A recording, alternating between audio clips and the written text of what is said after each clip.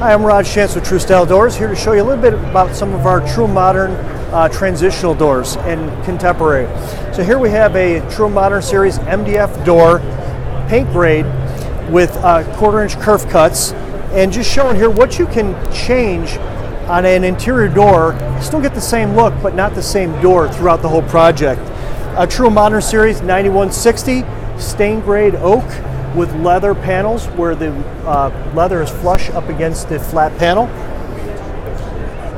A TM 9420 with a mixed material panel. So on the same plane we have panel and glass with a white laminated glazing. And then the TM 9000 with a quarter sawn white oak with just a 1/4-inch kerf cut. So you can see you still get these similar door styles and really keeping in with the design.